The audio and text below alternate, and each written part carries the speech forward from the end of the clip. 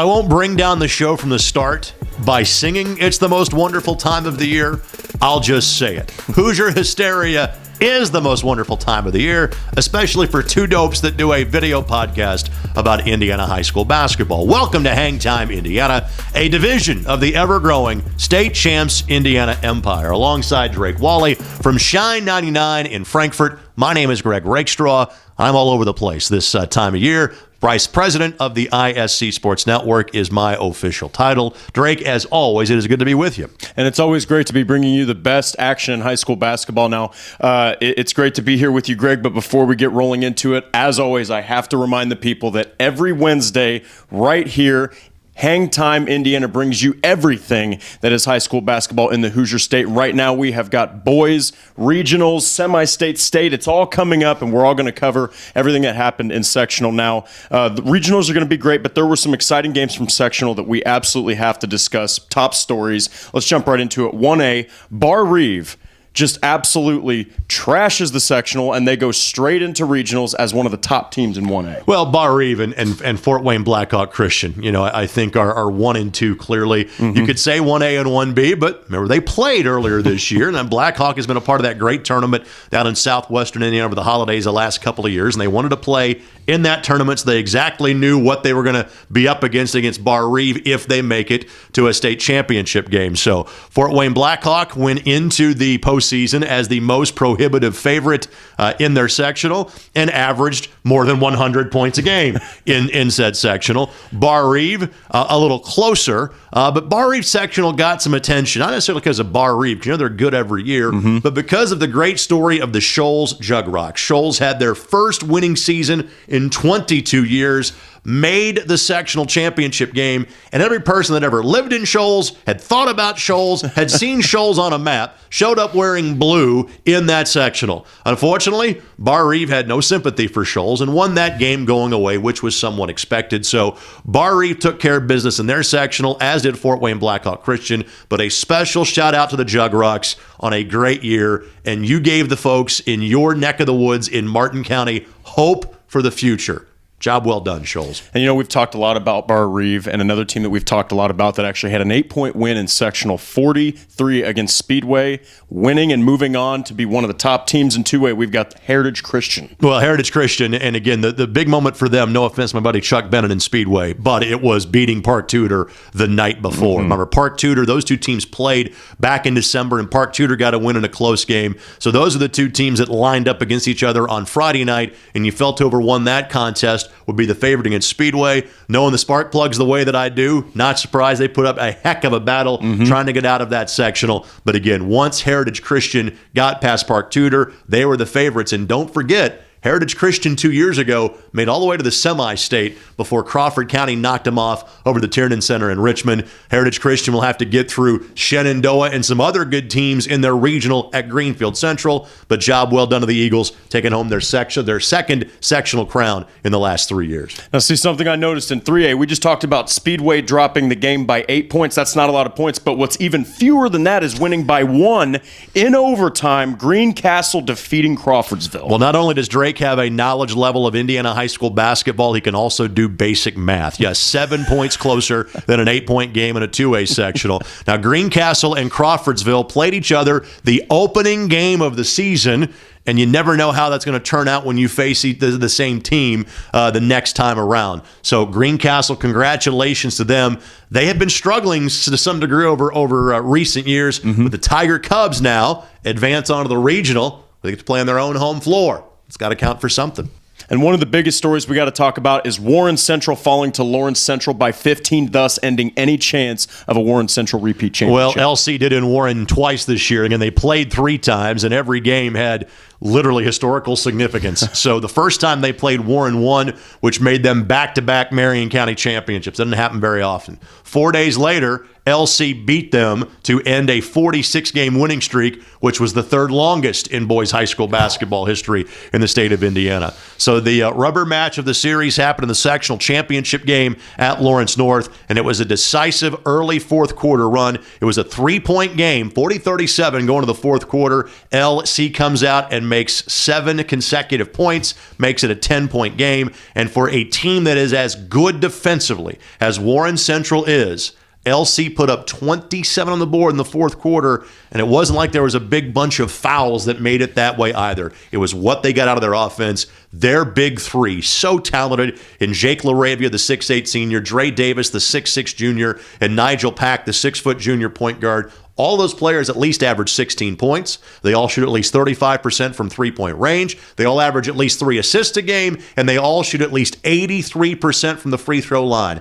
Al Gooden has won a state title in the past in Harding, and it's not going to be an easy path to get to Bankers Life Fieldhouse, let alone win, but LC is absolutely in the mix as far as teams on the 4A title chase over the next 3 weeks here in the state of Indiana. You just heard some of the best stories that we've got by class, but you know what? We're going to just jump right into it. We're going to talk about the regionals. We're going to talk about some of the sectional matchups that happened, and we're going to do it by class. I am going to go ahead and discuss maybe 1 or 2 games that I feel are going to be pretty exciting, and then I'm just going to pass it right on to Greg, and he's going to give us some more insight on some of these matchups. Now, we're going to start off with a matchup that I see as pretty significant, and it's mainly because of one team.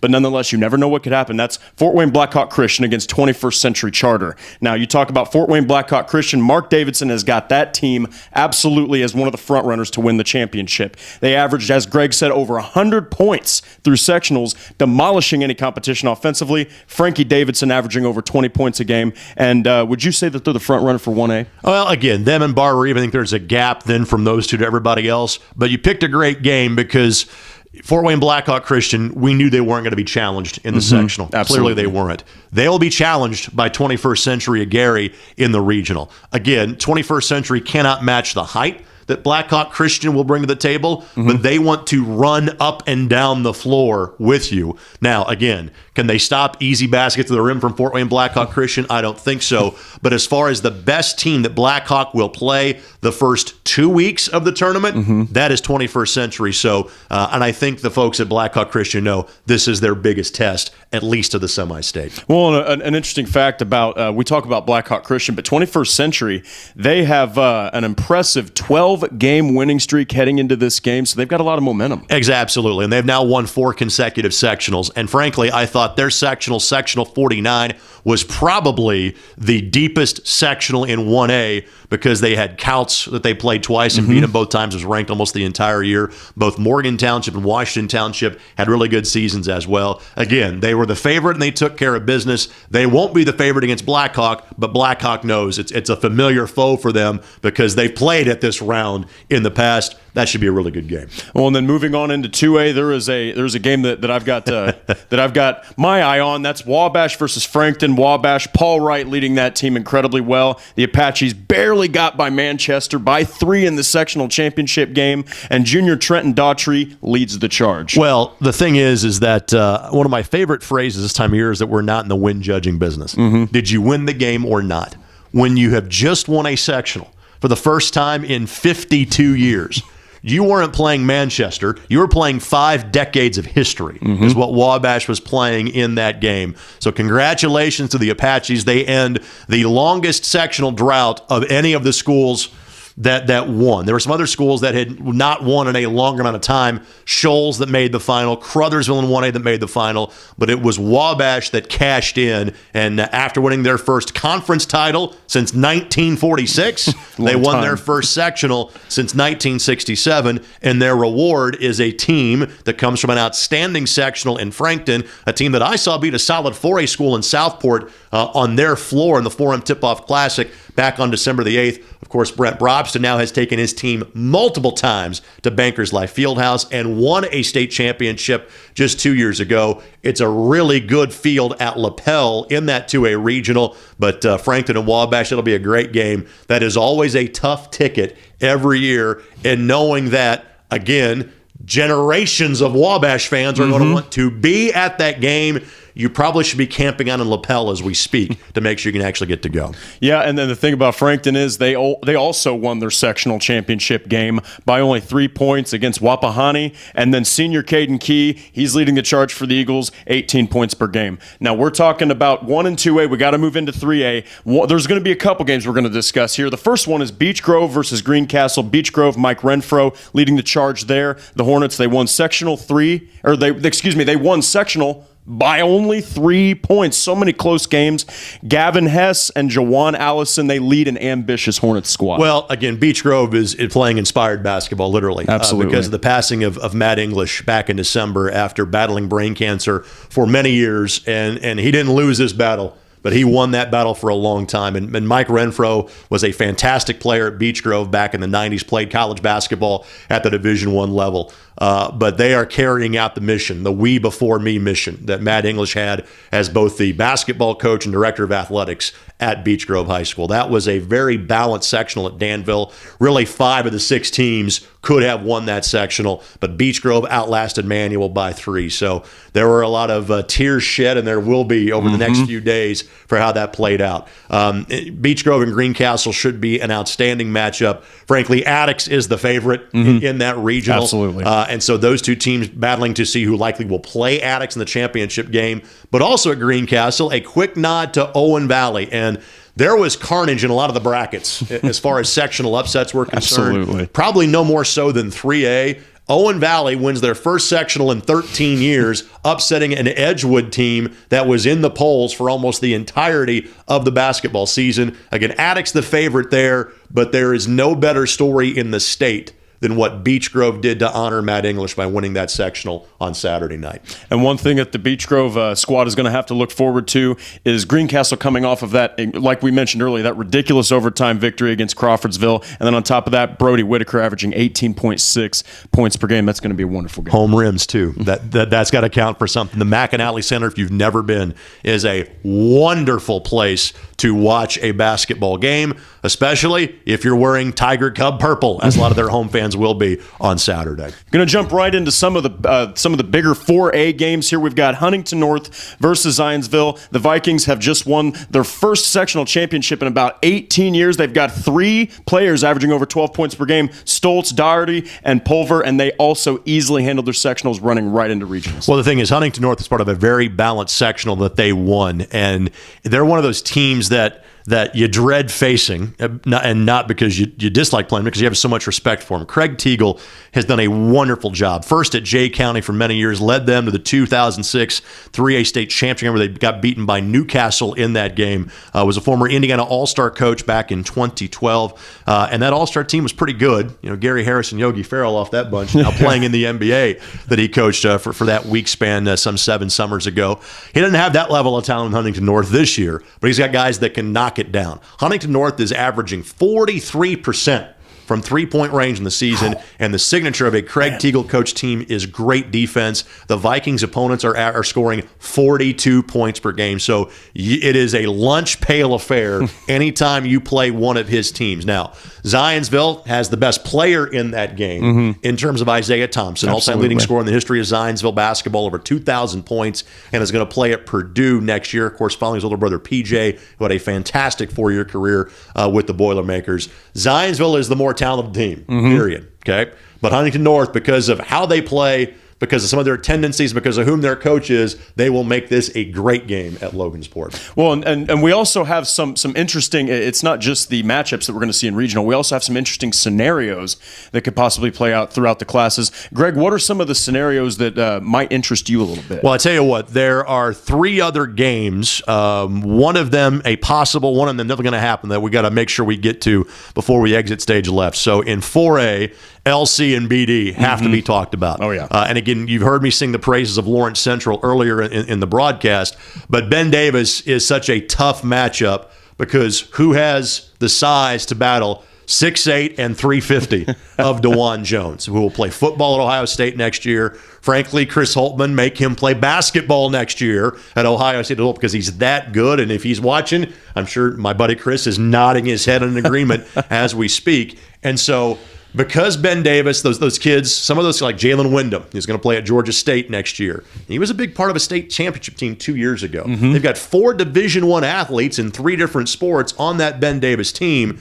That will not be an easy game for Lawrence Central. So that's the second game in the morning at Southport and 4A. That should be on your radar. In terms of 3A is concerned, you hit on Beech Grove and Greencastle. I think the better matchups in 3A all should be or could be, maybe it's the better way to say it, in the evening games, and especially if it's Delta and Marion. Oh, yeah. And for Delta, they're going to be thinking, my goodness, we keep getting these unbelievable scores we got to line up against. They are the only undefeated team left in the state of Indiana. And in Josh Bryan, they have their own fantastic scorer as well. But they are in the same sectional as Luke Bumbelow, who averages low 30s per game. Same sectional as Blackford with Luke Brown, who I'm pretty sure averages about 1,000 points per game. And then you're going to get Jalen Blackman, who also averages over 30 points per game. Wow. If you get past the morning game, that's likely who you are going to see in the championship game in Marion's building at the Bill Green Arena. So there is that. But there is also the game that is nearest and dearest to my heart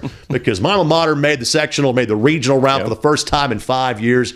Fire truck night in Lanesville on Saturday as the Eagles were able to get past Christian Academy. In fact, when they won their games in the sectional last week, A, they beat a pair of 16-win teams, and B, a pair of teams that beat them both in January, first in South Central, then in CAI. They will face a West Washington team in the morning game of the regional on Saturday. Then it would be likely bar or even the championship game, and that might be where the run stops. But for the first time in the history of my alma mater, girls and boys sectional champions in the same year.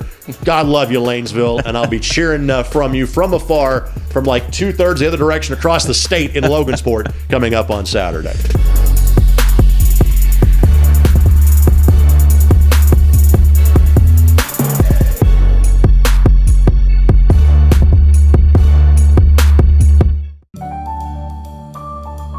I admit it, I love working with money, negotiating, and making big decisions. That's why I'm majoring in finance and economics at Lawrence Tech. What's truly amazing about the education here is the small class sizes that give me easy access to my professors who truly care about my future. They even helped me get a great internship. And I was able to fulfill my lifelong dream of playing college golf. Lawrence Tech, where Blue Devils dare.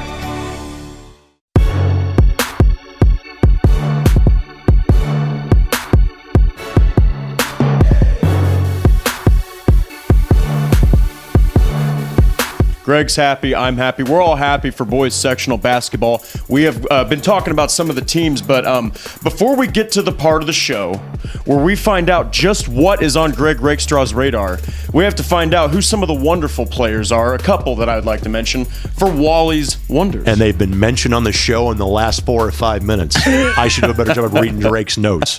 Please continue.